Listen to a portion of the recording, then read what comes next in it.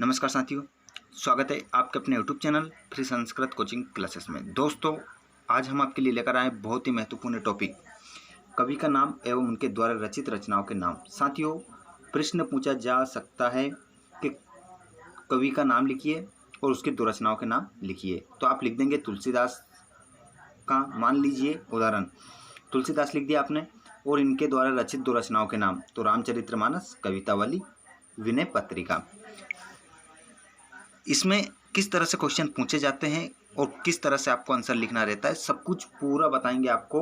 और आपको खास बात ये भी बता देते हैं हम कि ये जो आज का वीडियो है, class 9th, 10th, 11th and 12th सभी विद्यार्थियों के लिए बहुत ही महत्वपूर्ण आज का ये वीडियो है, क्योंकि ये सभी में पूछा जाता है और ये सभी कवि सभी क्लासों में होते हैं। 9th में भी होते हैं, 10th में भी होते हैं, 11th में भी होते हैं और 12th में भी होते हैं।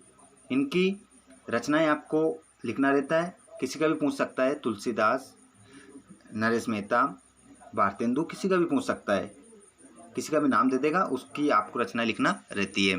तो आज के इस वीडियो में हम इसी बारे में बात करेंगे पूरे वीडियो में। तो चलिए दोस्तों, आपको बता देते हैं सबसे पहले कि आज का वीडियो आपके लिए दो तरह से खास होने वाला है, क्योंकि एक प्रश्न और पूछा जाता है 4 नंबर में।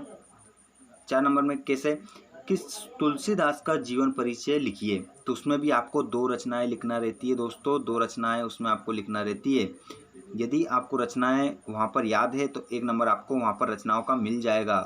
यदि नहीं है, यदि आप गलत रचनाएं लिखते हैं तो वहां पर आपका 1 नंबर कट जाएगा। तो आज के इस वीडियो में उसके बारे में हम चर्चा करेंगे, क्योंकि हम बहुत जल्द आपके लिए जीवन परिचय लेकर आने वाले हैं। उससे पहले हम आपको रचनाएं कराएंगे, कवि की रचनाएं और उनके कवि का नाम और उनकी रचनाओं के नाम। इसलिए ये वीडियो हम आपके लिए आज लेकर आए, क्योंकि किसी भी कवि का, कवित्री का जीवन परिचय जानने से पहले उसने कौन सी रचनाएं लिखी है उसके बारे में जानना बहुत ही आवश्यक होता है। इसलिए पहले हम आपके लिए रचनाएं लेकर आए, उसके बाद हम आपको जीवन परिचय करवाने वाले हैं। तो आज का वीडियो सभी विद्यार्थियों के लिए बहुत ही महत्वपूर्ण है और जो कंपटीशन एग्जाम है उसमें भी पूछा जाता है। जो भी हिंदी साहित्य से संबंधित प्रश्न पूछा जा सकता है कि सूरदास, तुलसीदास, मीराबाई, महादेवी वर्मा, इनके द्वारा रचित रचना का ये रचना पूछ सकता है उसमें भी। तो ये दोस्तों बहुत ही महत्वपूर्ण होती है रचनाएं, कवि का नाम। तो आज इसी बारे में हम चर्चा करेंगे। तो चलिए शुरू करते हैं आज के इस वीडियो को। वीडियो को आप बिल्कुल भी स्किप मत करना, अच्छे से देखना दोस्तों। वीडियो यदि पसंद आए तो वीडियो को लाइक ज़रूर कर दें आप, और अपने सभी छोटे बड़े भाइयों को शेयर भी आप कर सकते हैं, ताकि वो भी इसको अच्छे से याद कर लें। सभी 9th वालों को भी कर सकते हैं, 10th वालों को भी, 11th वालों को भी और 12th वालों को भी आप शेयर कर सकते हैं, ताकि वो भी इन रचनाओं के नोट्स बना ले और अच्छे से इनको याद कर ले। और आपको इन रचनाओं को याद करने की हम ट्रिक बताएंगे, आपको किस तरह से आप इन रचनाओं को याद करें। बहुत अच्छे से आपको ट्रिक बताएंगे ताकि आपको आसानी से याद हो जाएगी। तो चलिए दोस्तों, शुरू करते हैं आज के इस वीडियो को। देखिए सबसे पहले तुलसीदास। दोस्तों, तुलसीदास ने एक महाकाव्य लिखा है, रामचरितमानस। तो ये तो आप अच्छी तरह से जानते हैं, तुलसीदास ने क्या लिखा है, रामचरितमानस लिखा है। और इनकी दो रचनाएं और देख लेते हैं, कवितावली और विनय पत्रिका। ये हमने इसमें 3 कर ली। हमें सिर्फ 2 रचनाएं याद करना है दोस्तों, उसमें हमारा काम हो जाएगा। लेकिन हमने आपकी सुविधा 3 भी दे दी, किसी में 3 भी है। यदि आप 3 करें तो 3 कर लेना, यदि आप 2 ही करना चाहें तो बिल्कुल आप 2 कर सकते हैं।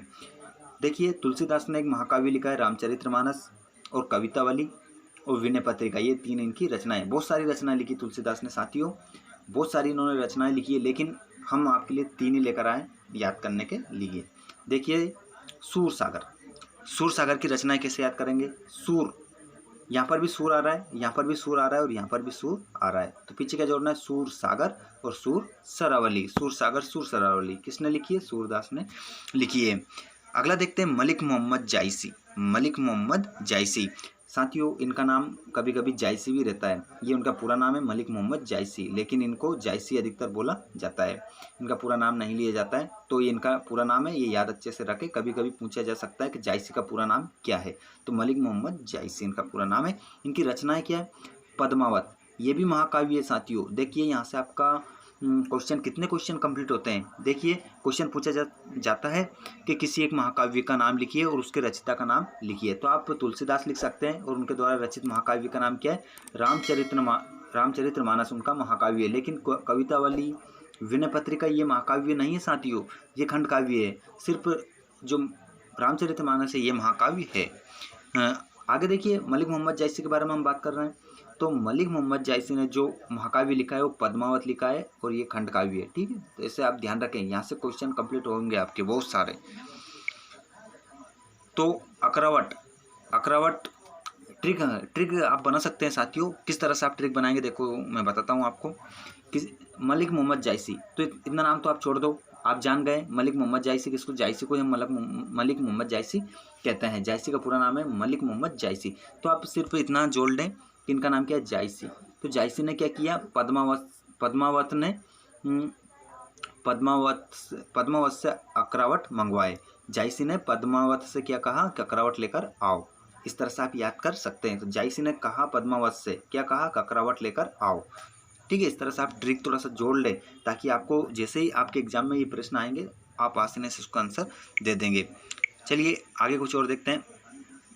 महादेवी वर्मा, देखिए साथियों बहुत ही महत्वपूर्ण प्रश्न। महादेवी वर्मा ये हमेशा आता है जीवन परिचय में, तो उसमें आपको दो रचनाएं लिखना रहती है। हमने यहाँ पर 3 दिए, आपको तीनों याद कर ले। महादेवी वर्मा के 3 पुत्रियाँ थी जिनका नाम क्या था, एक का निहार, निर्जा, रश्मि। 3 पुत्रियाँ थी उनके, तीनों का नाम क्या था, एक का नाम था निहार, निर्जा, रश्मि। निहार, निर्जा, रश्मि ये 3 उनकी लड़कियां थी, किसकी, महादेवी वर्मा की। ऐसे आप याद करें, निहार, निर्जा, रश्मि महादेवी वर्मा की पुत्रियां थी। अगला देखिए, जयशंकर प्रसाद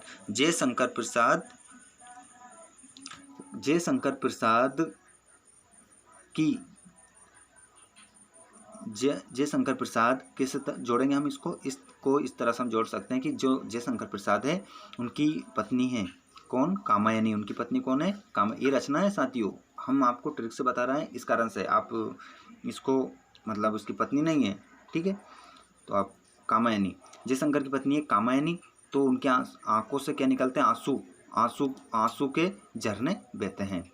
कामायनी के आंखों से क्या बहते हैं, झरने बहते हैं। कामायनी के आंखों से क्या निकलते हैं, आंसू निकलते हैं और उनका क्या बहने लग जाता है, झरना बहने लग जाता है। इस तरह से आप याद कर लें, कामायनी उनकी पत्नी है और उनकी पत्नी के आंखों से क्या निकलता है, आंसू निकलते हैं और आंसू इतने निकलते हैं कि उसका झरना बहने लगता है। ठीक है, इस तरह से आप याद कर लें ताकि आपको साथियों बहुत अच्छे से याद रहेगा। ऐसे आप ट्रिक अपने अनुसार भी आप बना सकते हैं और यदि हम बता रहे हैं इस तरह से आप रखना चाहें तो बिल्कुल इस तरह से भी आप रख सकते हैं। और बिल्कुल आप इसका स्क्रीनशॉट ले लेना, लास्ट में हम इसको छोटा कर देंगे, स्क्रीनशॉट लेकर आप अच्छे से इसका रिवीजन करना।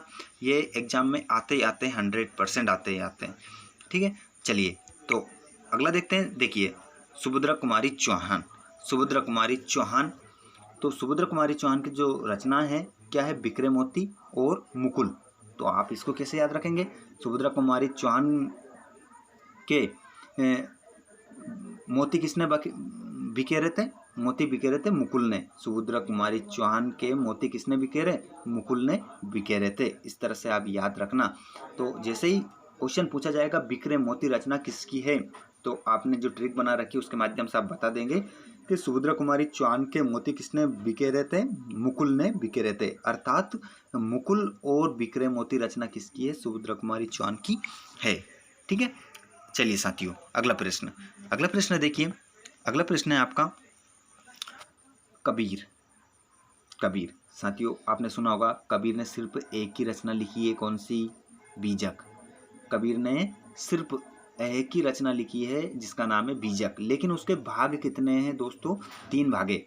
3 भाग कौन कौन से, साकी, सबद, रमेनी। ये तीनों ही किस में समाहित है, बीजक में समाहित है। ठीक है, बीजक के ही 3 भाग कर दिए, साकी, सबद, रमेनी। तो कबीर आप अच्छे से याद रख ले, कबीर बी आ रहा है और बीजक। ठीक है, कबीर बी, बीजक, ऐसे आप याद रख लेना। और अगला देखिए, श्री रामधारी सिंह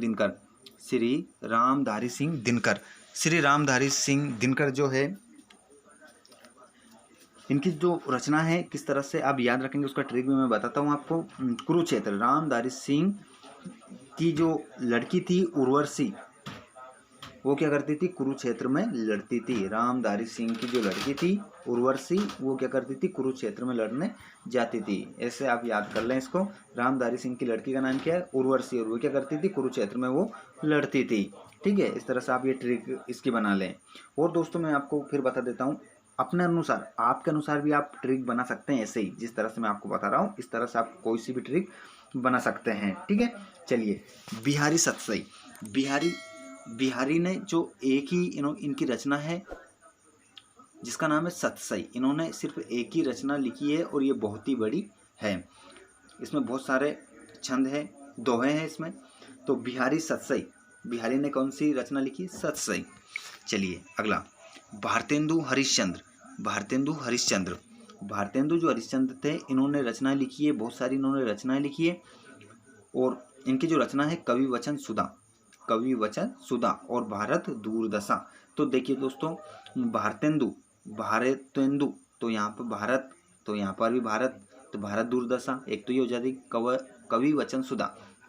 तो भारतेंदु, भारतेंदु की भारत दूरदशा कैसे हुई, कवि वचन सुधा, कवि वचन सुधा, कवि ने वचन, कवि के वचन नहीं सुने थे इन्होंने, इस कारण से इनकी कैसी दूरदशा हो गई थी, भारत की दूरदशा हो गई थी। भारतेंदु जी ने क्या किया था, कवि वचन नहीं सुने थे, इस कारण से भारत दूरदशा हो गई थी, भारत की दूरदशा हो गई थी। इस तरह से आप जोड़ ले, किसी भी तरह से जोड़ ले ताकि आपको रचनाएं अच्छे से याद हो जाए। चलिए आगे देखते हैं। अगले है नरेश मेहता। अगला हमारा जो है कवि कौन है, नरेश मेहता है। नरेश मेहता की जो रचना है, वन पाती सुनो बोलने दो चीड़ को, ये दो रचनाएं इनकी भी है। नरेश मेहता की दो रचनाएं, वन पाकी सुनो बोलने दो चीड़ को। तो नरेश मेहता क्या कहते हैं, वन पाकी सुनो बोलने दो चीड़ को। क्या कहते हैं नरेश मेहता, कहते हैं कि ये वन पाकी सुनो बोलने दो चीड़ को। ठीक है, तो नरेश मेहता कह रहे थे कि वन पाकी को बोलने दो, बोलने दो, ऐसा कहते हैं कि वन पाकी सुनो बोलने दो चीड़ को। ये दो रचना इनकी, दो रचना कौन कौन सी है, वन पाकी सुनो और बोलने दो चीड़ को, ये दो इनकी रचना है। और अगला देखिए नरेश त्रिपाठी। नरेश त्रिपाठी मिलन मानसी पथिक। तो नरेश त्रिपाठी की, इनकी भी 3 लड़कियां थी, और 3 लड़कियां किनकी थी, महादेवी वर्मा की। कौन कौन सी, निहार रश्मि और निर्जा। ये 3 लड़कियां किसकी थी, महादेवी वर्मा की थी। अब यहाँ देखिए नरेश त्रिपाठी की भी 3 लड़कियां हैं, मिलन मानसी पथिक। कौन कौन सी है, मिलन मानसी पथिक, ये 3 लड़कियां किसकी है, नरेश त्रिपाठी की है। अगला देखिए नागार्जुन। नागार्जुन ने भी जो रचना लिखी है कौन सी, प्यासी पत्रा यहाँ के सतरंगे पंखों वाली। तो इसको आप कैसे याद रखेंगे, प्यासी पत्रा यहाँ के, नागार्जुन की आंखें कैसी थी, प्यासी पत्रा आंखें थी इनकी, और कहते हैं सतरंगे पंखों वाली। इनकी आंखें कैसी थी, प्यासी पत्रा आंखें थी इनकी, और सतरंगे पंखों वाली थी। ऐसे आप याद रख लेना ट्रिक से जोड़कर। तो ये हमारी ट्रिक थी इनसे जोड़ने के लिए। और आप वैसे भी यदि याद रख सकते हैं तो बिल्कुल याद रख सकते हैं, कोई दिक्कत नहीं है उसमें। अब बता देते हैं साथियों, यदि आप हमारे चैनल पर पहली बार आए हैं तो चैनल को सब्सक्राइब करके घंटी की बटन को दबा लें। लेटेस्ट अपडेट के लिए फ्री संस्कृत कोचिंग क्लासेस को आप सब्सक्राइब कर लें और बेल आइकन के बटन को दबा लें। और वीडियो यदि आपको अच्छा लगा तो लाइक करें, और अपने सभी दोस्तों को, छोटे बड़े भाई बहनों को आप शेयर भी कर सकते हैं, जिससे वो भी अच्छे से तैयारी कर सकें हमारे चैनल के माध्यम से। दोस्तों वीडियो आपको कैसा लगा कमेंट करके अवश्य बताएं हमें, ताकि हम आपके लिए ऐसे ही वीडियो लेकर आते रहें। और यदि आप चाहें, यदि हिंदी से संबंधित यदि कोई भी टॉपिक आपको समझ में नहीं आ रहा है, यदि कोई नए टॉपिक पर आप वीडियो चाहते हैं तो आप कमेंट करके हमें बिल्कुल बता सकते हैं, ताकि हम उस टॉपिक के ऊपर नया वीडियो बना सकें। मिलते हैं साथियों अगले वीडियो में, तब तक के लिए नमस्कार, जय हिंद, जय भारत।